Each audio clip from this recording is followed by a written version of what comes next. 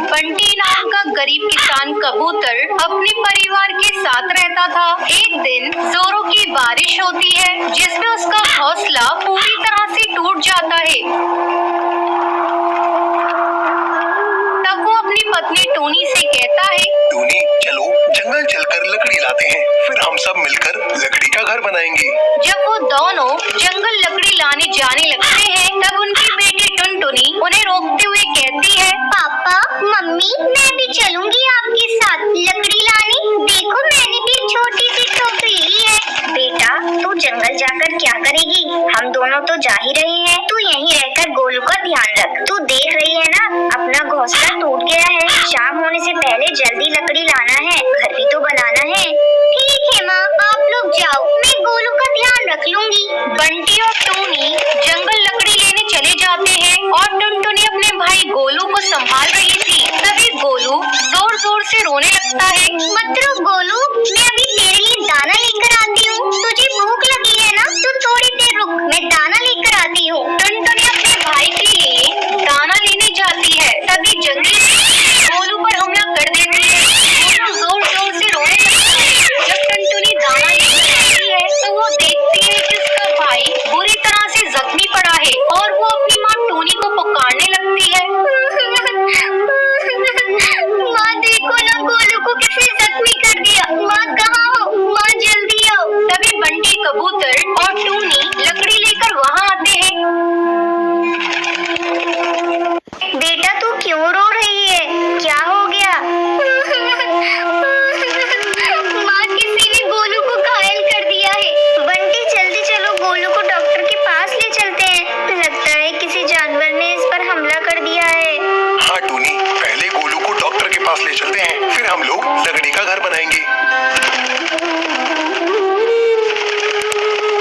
गोलू की हालत देखकर डॉक्टर उन्हें बताती है, जब बच्चे को किसी जानवर ने घायल किया उस समय आप लोग कहाँ थे? ये बच्चा पूरी तरह जख्मी है।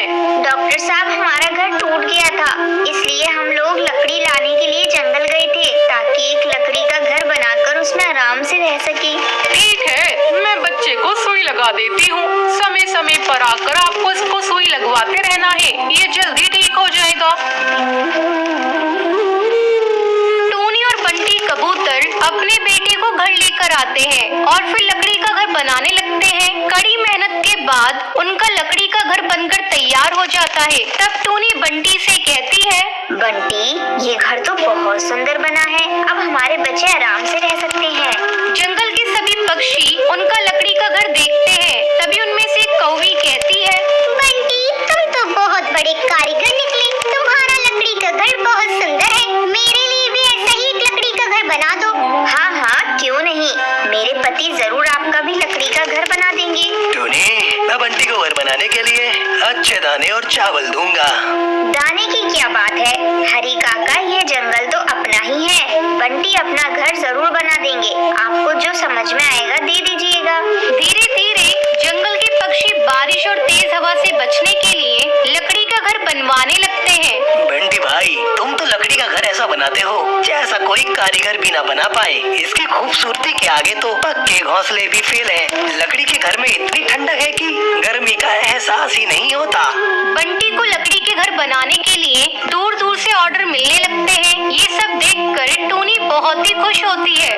बंटी हमारा लकड़ी का घर बनाना लकी साबित हुआ, आपको एक अच्छा काम मिल गया। टूनी और बंटी कबूतर अपने बच्चों के साथ खुशी खुशी अपना जीवन बिताने लगते हैं। बंटी कबूतर की माँ बबली कबूतरी पर बैंक का बहुत सारा कर्ज हो जाता है, जिसको चुकाने के लिए वो अपने बेटे बंटी कबूतर की शादी काली और अमीर चिड़िया टूनी से कर देती है। एक दिन वो टूनी चिड़िया से कहती है, ओ काली कलूटी बहू जरा इधर आ, कहाँ मर गई है? आवाज सुनाई दे रही है या नहीं? टूनी चिड़िया जल्दी से वहाँ पर आती है। क्या हुआ माँ जी, आप इतना चिल्ला क्यों रही हैं? बताइए क्या काम है माँ जी? जा मेरे लिए अदरक वाली चाय बनाकर लेकर आ और जरा दूध अच्छे से डालना। अपनी जैसी काली शक्ल की चाय बनाकर मत लाना, जिसे देखकर मुझे मुझे उल्टी हो जाए। जा खड़ी होकर यहाँ पर मेरी शक्ल क्या देख रही है? टूनी चिड़िया अपनी सास की बात मानकर किचन में चाय बनाने के लिए चली जाती है। थोड़ी देर बाद वो चाय बनाकर लाती है।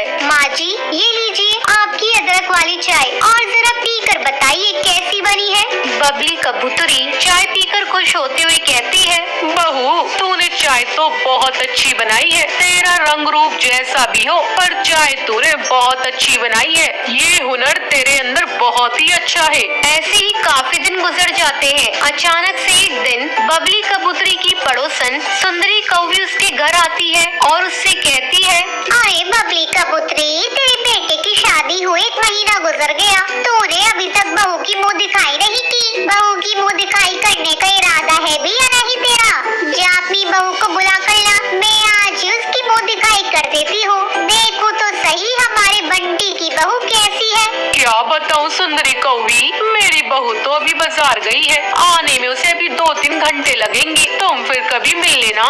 तो ठीक है, मैं यही बैठती हूँ। कौन सा मेरे घर पर काम पड़ा है, आज तो बहू से मिलकर ही जाऊंगी। अच्छा तो बैठो सुंदरी कौवी, मैं तुम्हारे लिए पानी लेकर आती हूँ। बबली कबूतरी पानी लेने के बहाने से अपनी बहू टूनी चिड़िया के कमरे में जाती है। देख टूनी चिड़िया, नीचे मेरी पड़ोसन सुंदरी कौवी आई है तेरी मुँह दिखाई करने के लिए, और मैं नहीं चाहती वो तेरी मुँह दिखाई करके पूरे जंगल में मेरी बदनामी करे। माँ जी, अगर वो मेरी मुँह दिखाई कर देंगी तो उसमें आपकी बदनामी कैसे होगी? चुप कल मुही, तूने अपना चेहरा कभी आईने में देखा भी है नहीं? ऐसा लगता है जैसे काला बुझा हुआ कोयला है। खबरदार, जब तक मैं ना कहूँ तो अपने कमरे से बाहर मत निकलना। बबली कबूतरी पानी लेकर सुंदरी कौवी को देती है। ये लो सुंदरी कौवी, पानी पी लो।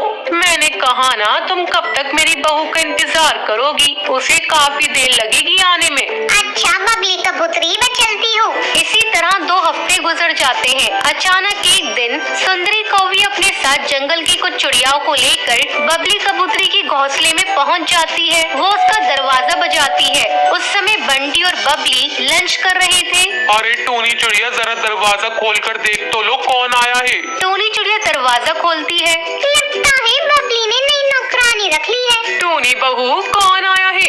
अरे ये तो बबली कबूतरी की बहू लगती है, तभी उसने इसे बहू कहकर पुकारा है। अरे बबली कबूतरी, तू इसलिए मुँह दिखाई नहीं कर रही थी क्योंकि तेरी बहू काली कलूटी है। क्या हुआ अगर मेरी बहू काली कलूटी है तो? पर ये तुम्हारी चिड़िया बहू से अच्छी है। ये मेरी घर की लक्ष्मी है। खाना तो इतना अच्छा बनाती है, बड़े बड़े होटल में ऐसे खाना ना मिले। तेरी बहू गोरी होने के बावजूद तेरी इज्जत नहीं करती। तुमने बहू की मुँह दिखाई कर ली, तुम जाओ यहाँ से। बबली कबूतरी, तुम इतना गुस्सा क्यों कर रही हो? हमें भी जरा अपनी बहू की हाथ की चाय पिलाओ। ये लीजिए आंटी जी, मेरी हाथ की बनी चाय मैंने आपके कहने से पहले ही बना ली थी। टूनी चिड़िया, तुमने सच में बहुत अच्छी चाय बनाई है। ये लो तुम्हारा नेक, रंग रूप से फर्क नहीं पड़ता, पक्षी के दिल से बढ़ता है, और तुम बहुत अच्छी हो। नेक देखकर वो सारी चिड़िया वहाँ से चली जाती है।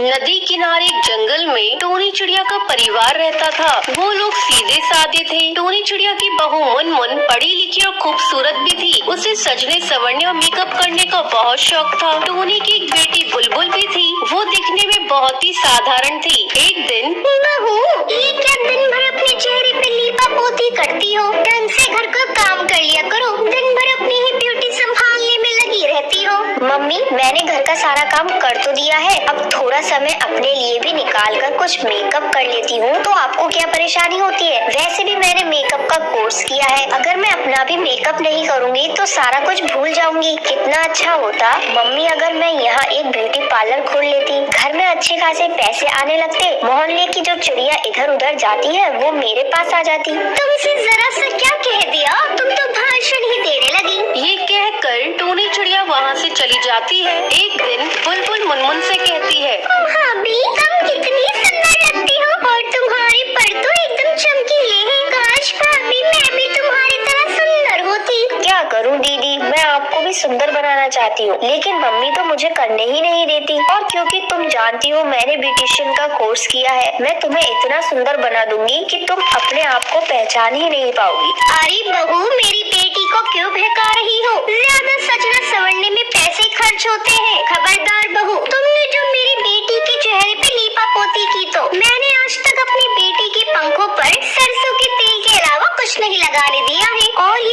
शैम्पू वैम्पू लगाती हो, इससे क्या होने वाला है? मेरा घर ही डिटर्जेंट ही जिंदाबाद है, उससे मैं कपड़ों को भी धो लेती हूँ और बालों को भी धो लेती हूँ। खाना बनाने के लिए जो सरसों का तेल आता है उसे परों में भी लगा लेती हूँ। खाना भी बनता है और बाल में भी लग जाता है, अलग से कुछ खर्च नहीं करना पड़ता। लेकिन जब से तुम आई हो, कभी क्रीम चाहिए तो कभी पाउडर चाहिए, कभी शैम्पू खत्म हो गया। तुम ये सब अमीरों वाली आदत मेरी बेटी को मत लगा देना। अक्षय दिन भर मेहनत करता है तब 2 पैसे कमाता है और तुम इन पैसों को क्रीम पाउडर में खत्म कर देती हो। हाय राम, हमारे घर में ये कैसी बहू आ गई? मेरे तो कर्म ही फूट गए। मैंने कितनी बार हीरो बेटा से कहा तो गाँव की किसी लड़की से शादी कर ले, लेकिन वो माना ही नहीं। उसे तो शहर की लड़की से शादी करनी थी। तभी हीरो चिड़ा मेहनत मजदूरी करके घर आता है और अपनी माँ को बताता है। माँ, कल बुलबुल को देखने के लिए लड़के वाले आ रहे हैं, उसे अच्छे से तैयार करा देना। बुलबुल बेटा, कल तो अपने बाल और परों में सरसों का तेल अच्छे से लगा लेना और तुझे मेकअप करने की कोई जरूरत नहीं है।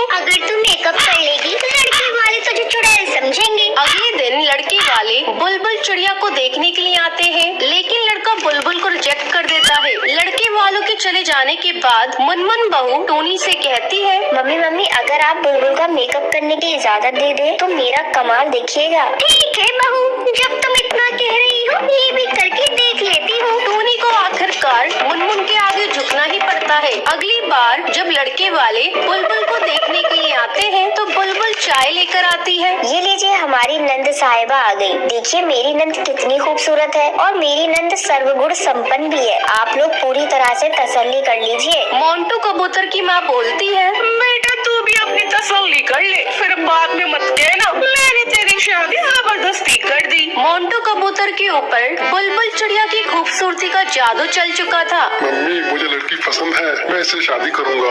बुलबुल की शादी बड़ी धूमधाम से